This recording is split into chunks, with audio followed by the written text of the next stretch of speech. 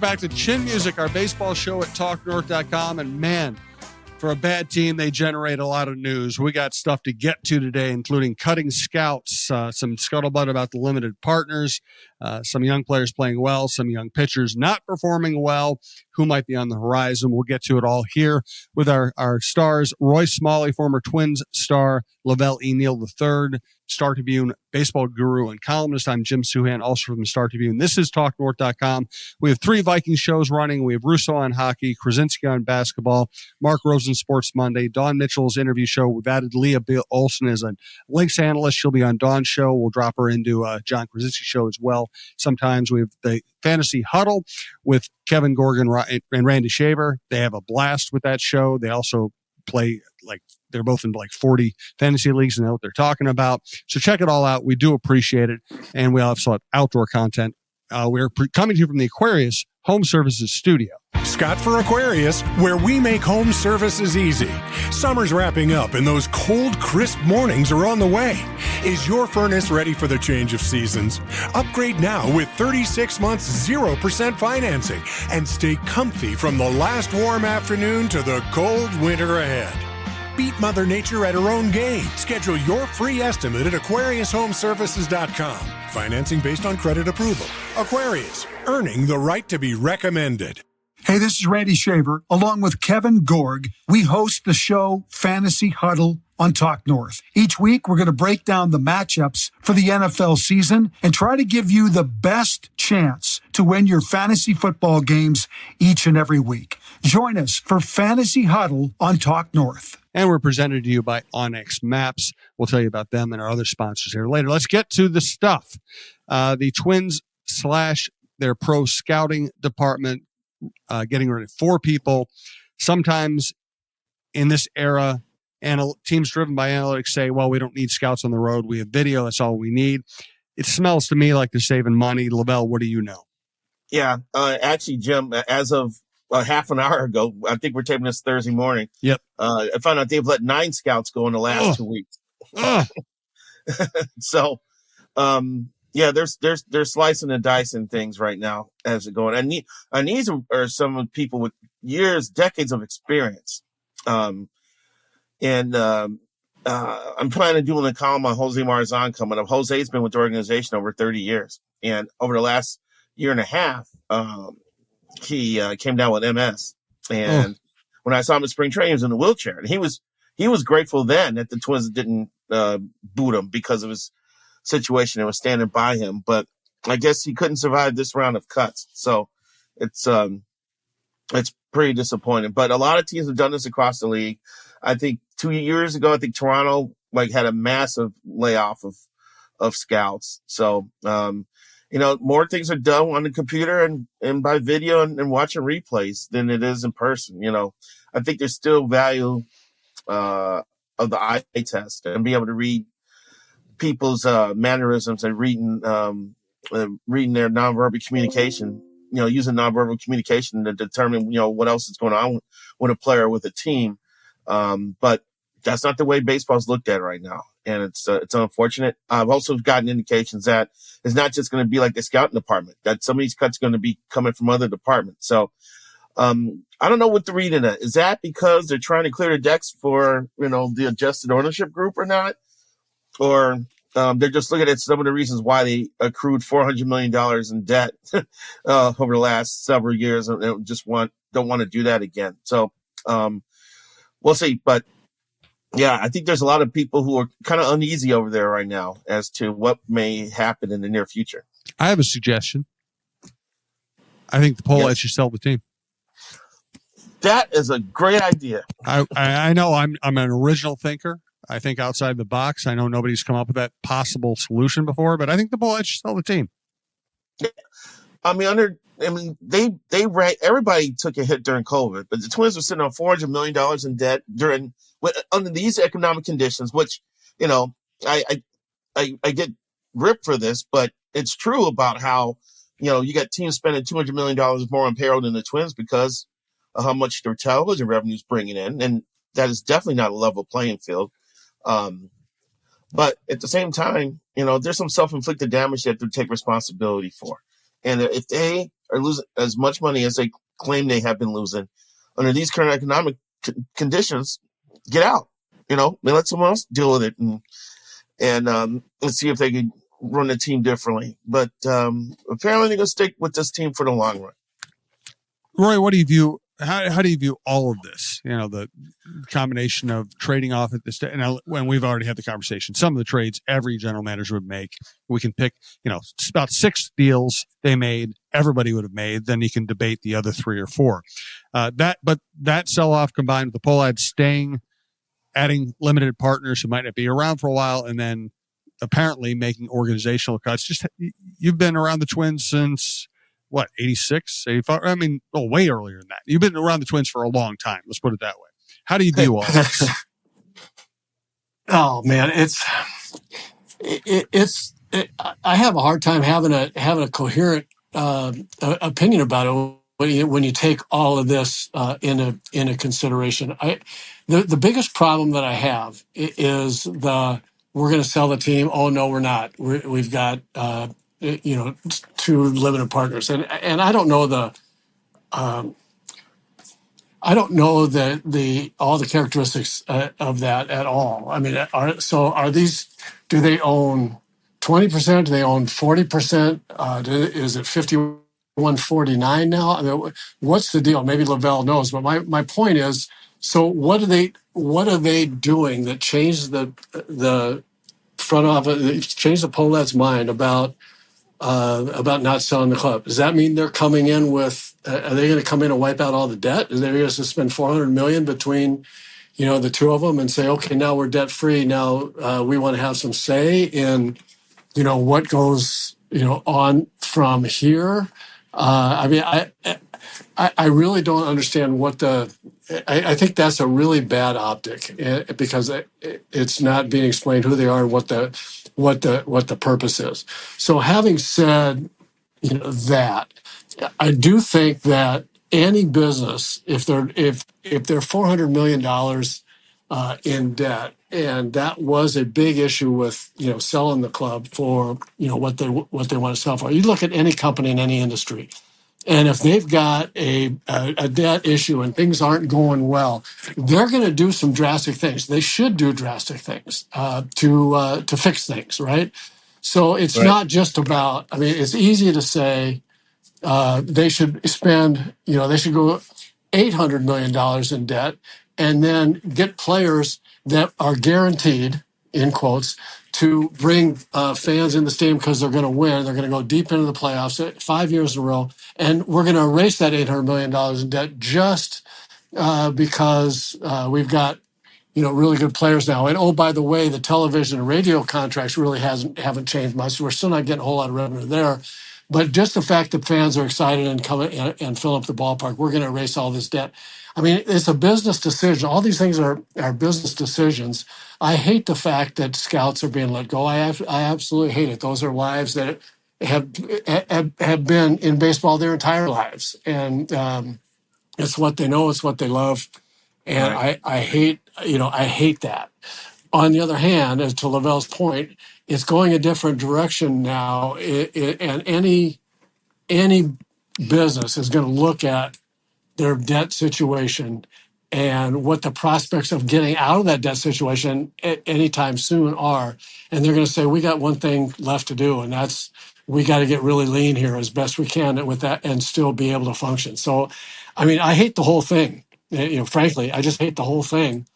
But my business brain tells me, I other than because I don't understand the limited partner characteristic and relationship, I understand the business part of it, but I hate the optic and I hate the way that was done. And what do you think? How do you think the limited partner thing is going to play out, LaVelle? There's been one report saying that that the limited partners are going to assume about 20% of the club. But apparently the Twins are getting enough from those 2 groups that it'll be enough to wipe out the $400 million in debt. So I guess that's a good thing. I also heard that one of the groups is still adding members. And so that's kind of delaying the announcement of who they are. And it could be several more weeks before we actually know the identity, because any person they add at this point has to be vetted out by the league, and that's a process. So we won't know right away who these people are stepping into this breach here to try to save the day. Here's the thought that I have. I'm looking at it from the limited partners standpoint, and if they're going to get 20% of the club, as you suggest, LaVelle, then let's say the two groups each get 10%. So we know that owning a baseball team, even one owner, he or she or a consortium is looking at down the road. I'm not going to make any money on that, day to day, year to year, but we're going to make a big payday at the end if and when we sell the team. I mean, it's the accruing, it's the carried interest. It's the accruing appreciation of what they're going to get. I look at it from, we've got this consortium's got 20%, and they're going to take what is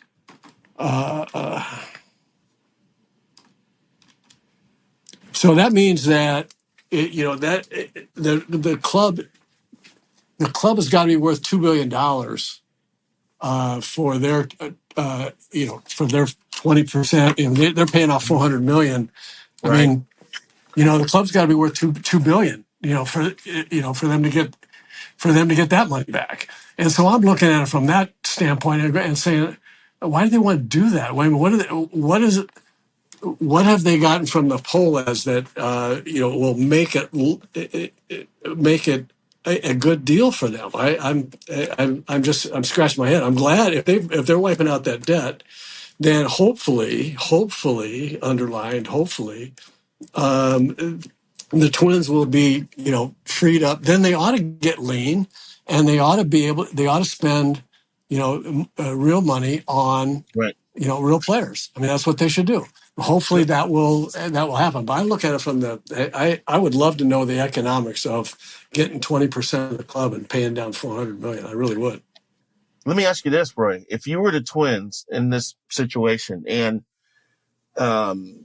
you found a way to get $400 million to pay down your debt, thinking that if you can ride out the next 3 years with the possible CBA negotiation, possible shutdown, and a new television revenue system, which they're hoping to do, and then you'll come out on the other side with a team that may have gone up 30 to 40% in value. Would that be worth it to you?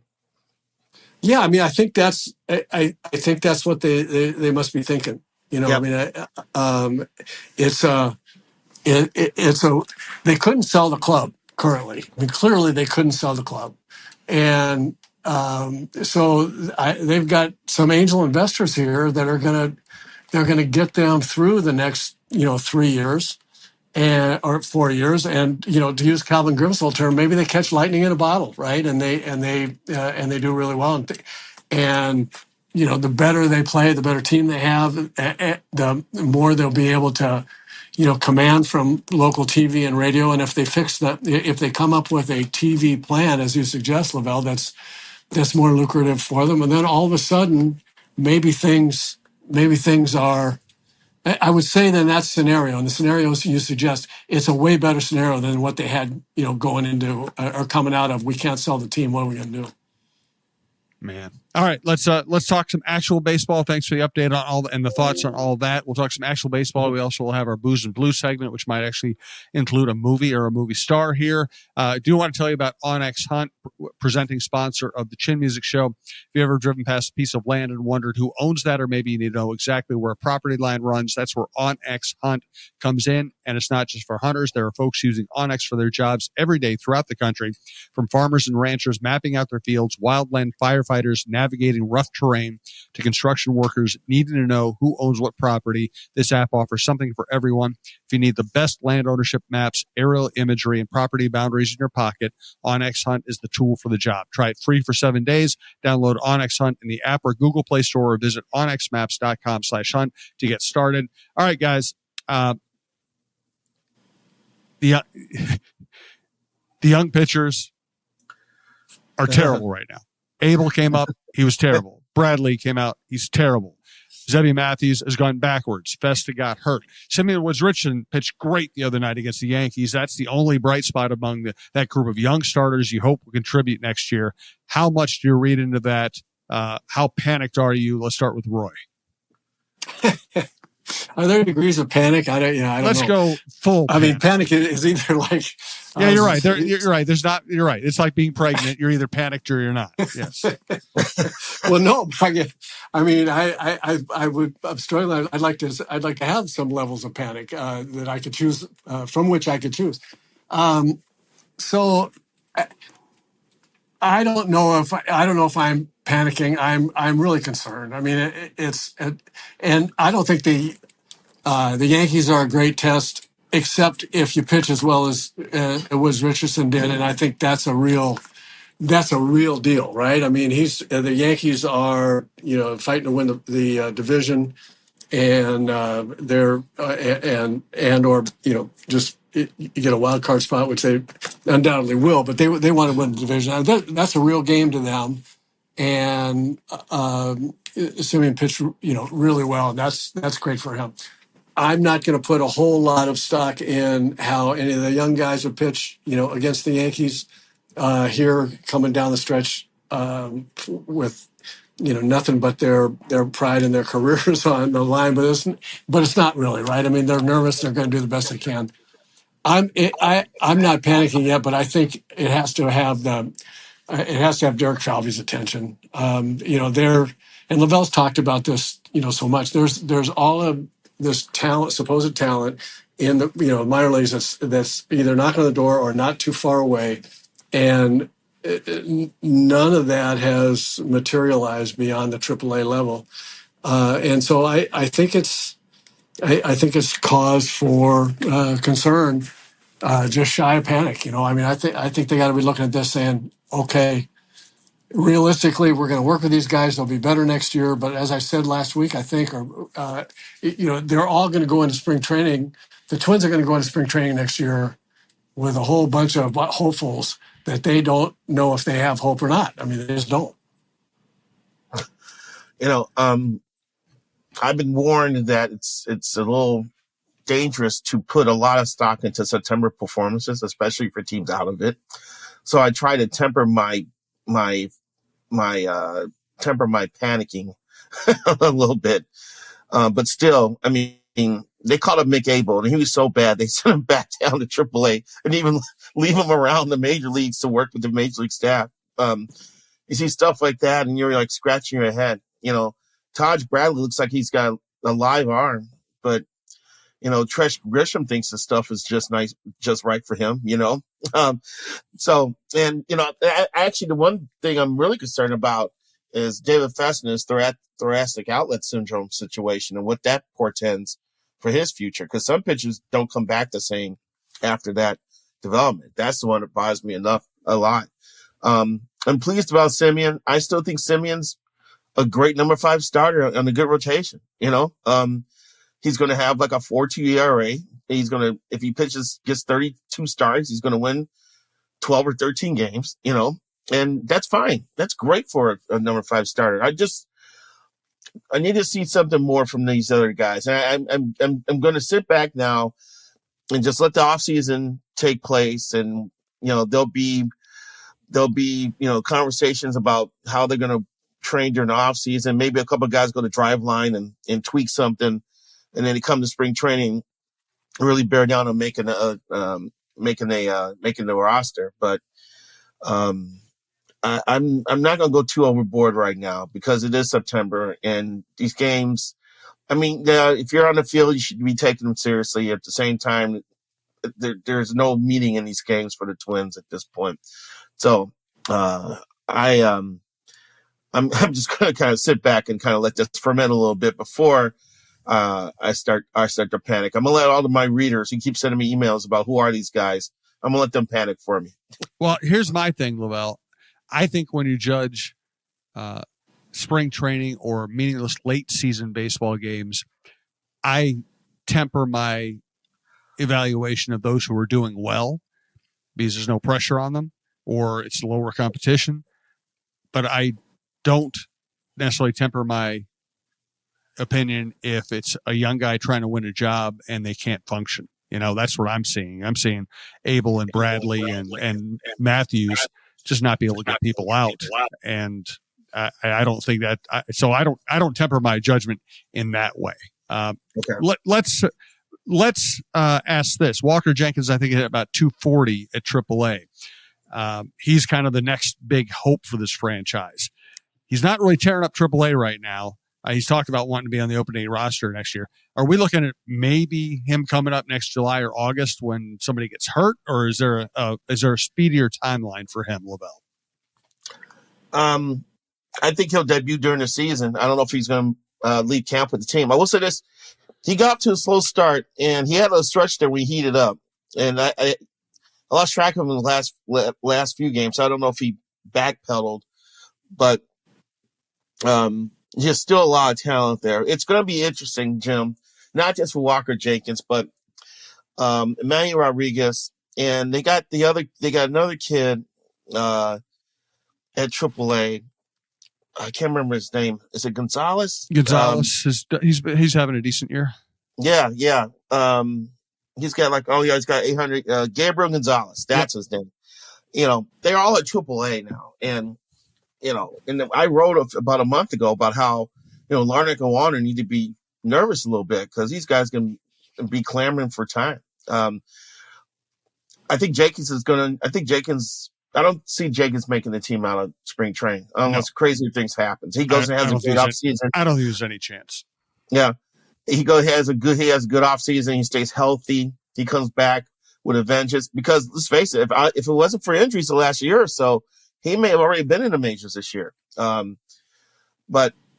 there's nothing wrong with that. I mean, guy's just a few years out of high school. The fact he's at AAA is pretty much an impressive achievement. So be patient, just let him simmer on the stove a little bit, and we'll eventually see him during the year in 2026.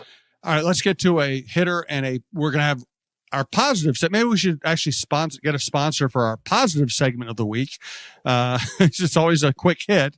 There is a positive happening at Target Field, and that is that Austin Martin, it looks like he's becoming a player. Roy, you're our hitting analyst. What are you seeing from him? What are you seeing different or better from him?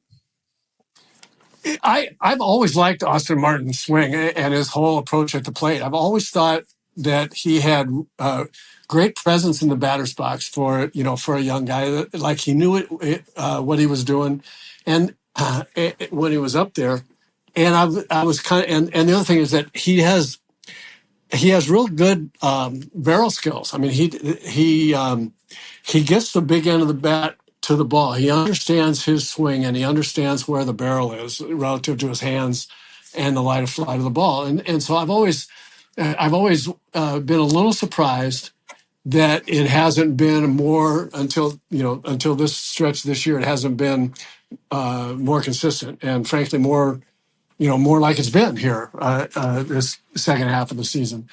I like how still his head is from a mechanic standpoint. I like how still his head is. As I say, I love where his hands take the big end of the bat. There's not a lot of delay. There's not a loop. It's pretty direct to the ball. It doesn't look like he's overpowered either mechanically with his mechanics or mentally with big league fastballs. And he sees the ball pretty well. He takes pitches well, much like Luke Keeschel in that regard. So, he's never going to be a power hitter. I think that his stroke is and his game is hit line drives and steal some bases.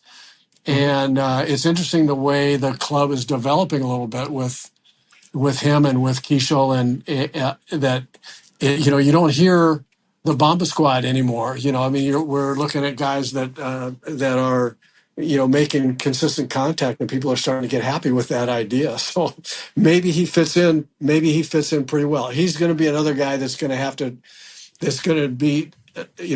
I think his career is going to be determined by where he becomes a decent to good defensive player. And I don't know if that's been determined yet, but I think he's got a chance to be run producer in terms of runs scored and RBIs combined. I have no problems with organization trying to help a player hit for more power, but for the life of me, I can't see how they looked at Austin Martin and his build and said, "There's power in there." I think it was a waste of time trying to get him to try to power up, and I think he lost a couple months of development trying to work on a new adjustment here. Months or years. Yeah, well, yeah, you're right. I like his game. I like his contact skills. Looks like he's gonna be a decent guy in terms of drawing walks. And when I see a guy, his on-base percentage is nearly 100 points higher than his batting average, and those are the guys I like to see there. Those are guys who are drawing walks at a good clip, and he could definitely be an asset. So once again, I think this outfield's going to look a lot different next year in more ways than one. If Buck isn't happy and decides he wants to waive his no trade clause, it's really going to look different. But I see a role for Austin Martin next year going forward. I think in this game, you're still valuing having guys who are contact hitters, and we should never get away from that. Agreed. All right, let's get to our Booze and Blue segment. First, I want to tell you about our sponsors. Thanks so much to Minnesota Masonic Charities. Today, I want to talk a little bit about the Minnesota Masonic Charities. When you think about the Masons, I get it. You think about the funny hats, those pancake breakfasts, which are phenomenal. But my dear friend John Schweitz and I have chatted about this, and it's so much more than that. They've got the Masonic home over in Bloomington. They've got the hospital for the children over at the U of M. They are the largest fraternal organization in terms of charitable needs in our country, and they deserve a ton of recognition. So thank you, Minnesota Masonic Charities, for all you do and for supporting us over here at Talk North, and a special thanks to my good friend, John Schweitz.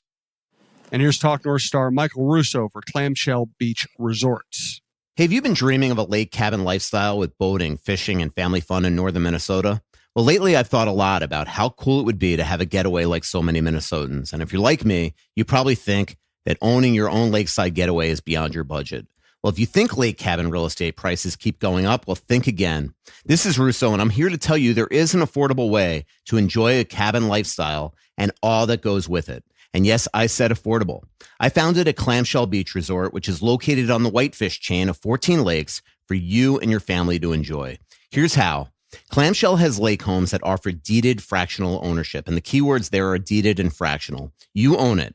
Imagine having 5 weeks a year to enjoy Clamshell with its beaches, pool, and lodge that's full of kids' activities. Is golf your game? There's a great golf course right across the road. Like winter sports? Well, you can go ice fishing, cross-country skiing, or snowmobiling right out the door at Clamshell. And there's no maintenance, no grass mowing, no snow removal. It's done all for you.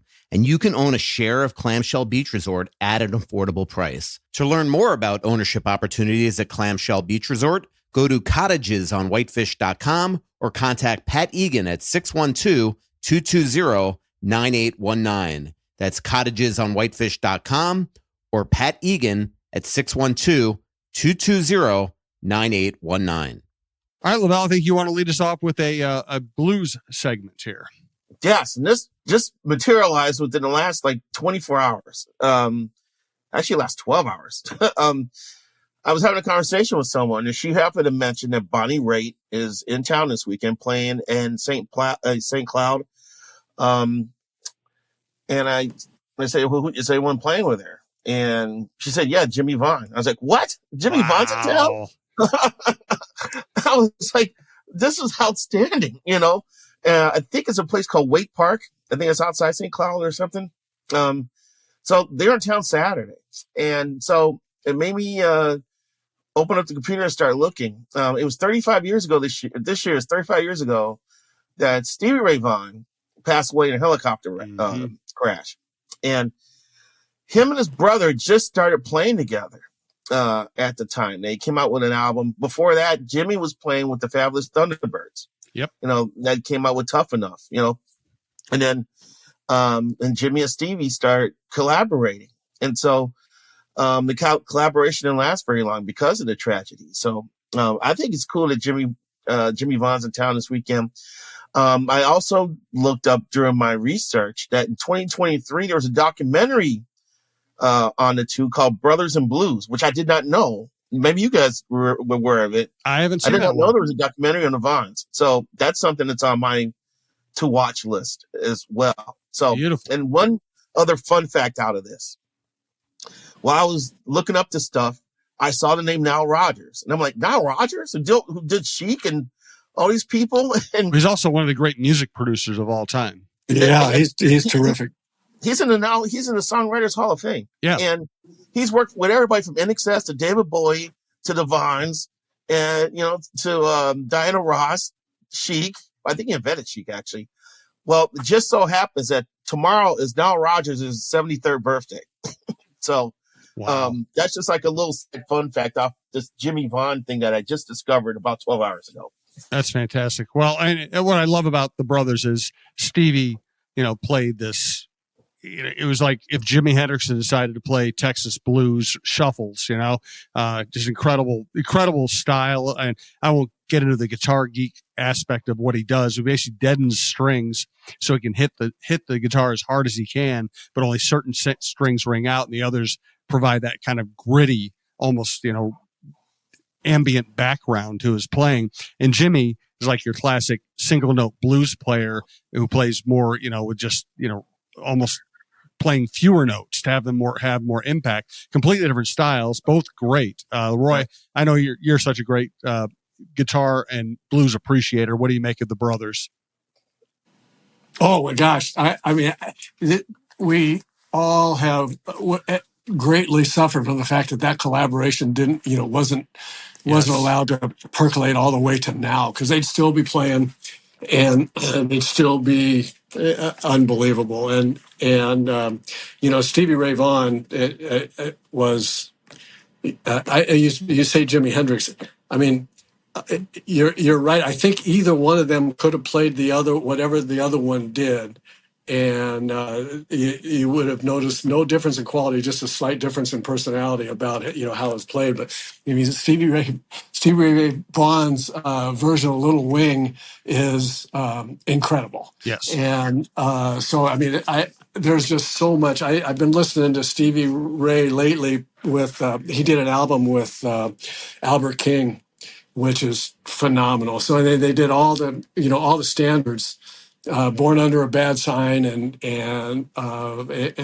Texas Flood and different things. Just phenomenal stuff. And I'm glad to hear Jimmy Vaughn is still playing. What a great show that would be to see Jimmy Vaughn and Bonnie Raitt. Holy cow! Bonnie Raitt is both I think Bonnie Raitt's probably the most underrated vocalist ever. She can sing anything. She's brilliant. She sings beautiful, clean stuff, great gritty blues stuff, and one of the great slide players of all time.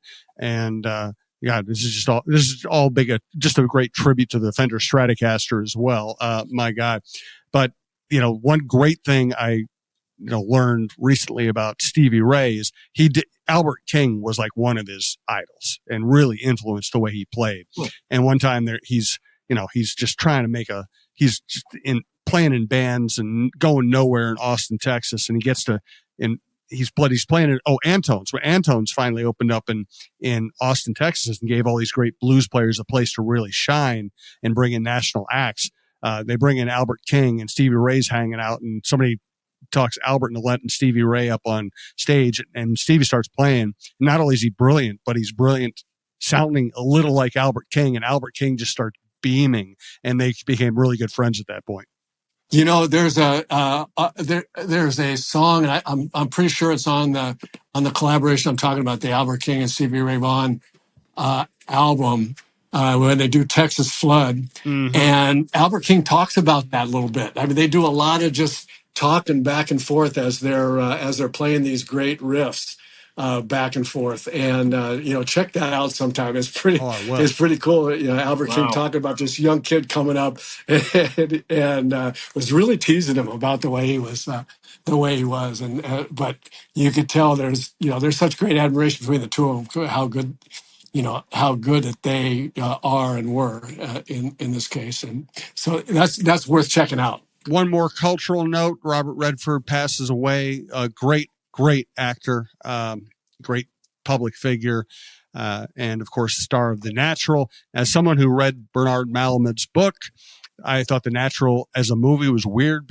I think you're better off not reading the book and just watching the movie and just appreciate for what it is. It's very well done, but they basically changed the ending to make it, instead of this dark American saga, and make it into something that people feel good leaving the theater. But regardless of that, Robert Redford was fantastic in that, or at least that's my opinion. Did either of you have any thoughts on The Natural and Robert Redford? I got a question. Yep. You read the book. Yep. I don't expect movies to totally take everything out of a book and copy it word for word. So I'm not surprised that things have been changed. But do you think it would have been a better movie if they followed the ending in the book? It would have been. Here's the thing. The book was meant to be dark, and it achieved that goal. And I can't. And as somebody who read the book first and then watched the movie, I'm like, okay, they turn into just a happy ending. And it took me a while to get over that. But I can't say that the movie would be. I mean, movies exist to entertain. I can't say the movie would be more entertaining with a dark ending. I just can't. Well, a lot of people who didn't read the book loved that ending, so I'm not going to argue with it. Okay. Gotcha. All right. Hey, good stuff, gentlemen. I appreciate it. We'll talk again soon. Thanks to everyone who listens to TalkNorth.com. Thanks to everyone who listens to Chin Music. Thanks to Roy and LaVelle. And have a good week.